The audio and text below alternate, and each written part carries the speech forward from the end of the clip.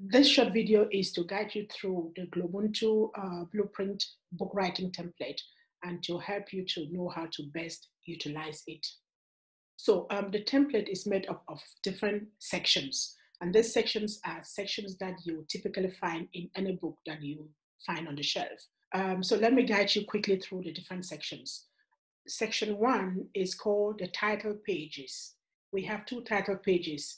In this template, you'll see just the second title page. It is the inner page. The first title page is on your book cover, the front cover of your book, which we design when you start writing your book or when you make the decision to publish your book or to release your book. And we're starting here with the inner title page. And on that inner title page, you have, again, the title of your book, the name of the author, and the publisher. Okay, so that's part 1, section 1. In the next section is the dedication. It can be, in some books, you'll find acknowledgement first before dedication. In others, you have dedication before acknowledgement, whichever way you choose to go. The next section is the dedication or the acknowledgement. And in that section, you want to dedicate your book to someone, maybe to your family members, to someone who has helped you, to someone who has pushed you. It's you dedicate your book to someone or to some people. The acknowledgement is basically where you thank people who have helped you in one way in writing the book or in life. It's just where you say thank you to a number of people, a number of institutions, or a number of events that have happened in your life that led you to writing the book or that, make you who you are. After that, you typically have, in some books, you have the table of content. And the table of contents literally outlines the table of content is an outline of how the book is going to follow. Okay, so the table of content, then you may have your preface. Preface is a kind of introduction. Introduction is most often written by the author, him or herself, or is written by someone who is invited to contribute in the book. So the preface, it's an introduction to the book. And then you can have the foreword. I typically ask someone external to write a foreword. And the foreword is literally bringing in another aspect of the book or saying something about you that you would typically not say. So someone who writes a foreword writes another introduction to the book, which may be a combination of who you are or who they think about you. It may combine the expertise that you have to write this book, or it may just tell a story of who you are or what that person wants to say about the book. Okay. In some other books, you have introduction. Some people use introduction. And then when you have all of that, you may want, in my books, because my books are written mostly for schools and for teachers and parents, I have a reader's guide. So in that guide, I walk my readers through the different sections of the books, tell them a little bit what they can expect, and give them some assignments and some tips about how they can best exploit my books. Okay, so my reader's guide is different from the table of content.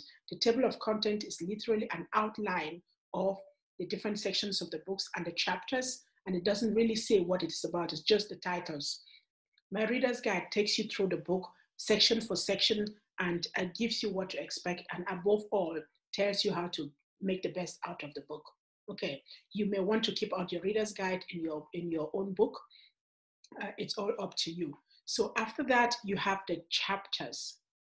The chapters, chapter 1, chapter 2, chapter 3, and right up to chapter 10. The template doesn't say that you have to write 10 chapters. You may decide to just write a book without chapters. Just write it straightforward. It's one story down the line. You can actually write a beautiful novel without chapters. But if you choose to add chapters, the chapters are there to help you to structure. They are there to help you structure your writing. Okay, so each chapter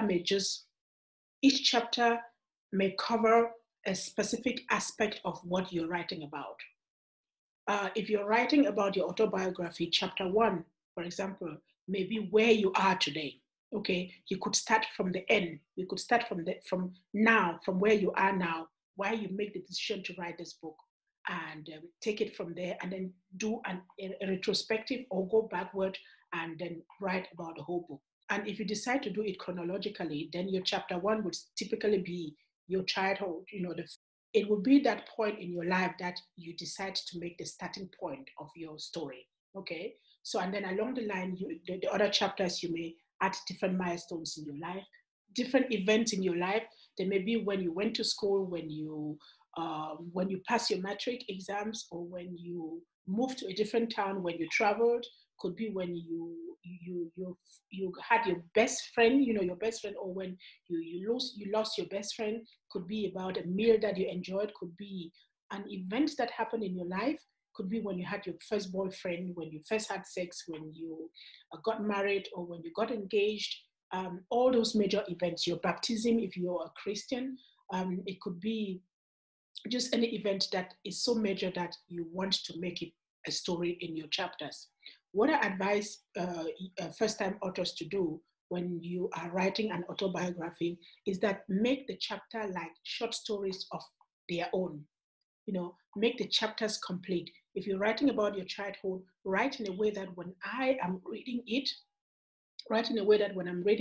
when I finish that chapter, I know everything about your childhood.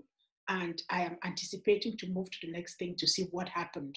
Try to keep it as precise and as consistent as possible, so that you have chapters that stand on their own as short stories, but which are a continuation of the whole story, the whole book. Okay, so when you finish with your chapters, at the back of the book, you have the author, about the author. Typically, this will go in the back cover of your book. Okay, it goes at the back cover of the book. At the back cover of the books, we have 3 key items. One is at the top, the synopsis of the book. What is the book all about? It has to be in a few lines. Don't make it too long. Okay. When you go to a bookstore, what you see first on the shelf is the title of a book.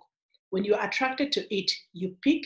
The next thing you do is you turn it around and you want to see the synopsis. What is it about? And then you read about the author. So this is why the back cover of your book is so important as the front cover of your book. So in the back, item 1 is the synopsis at the top of the page. And then you have sometimes some people put some quotes from people who have read the books, from some reviews, some opinions, what people say about the book.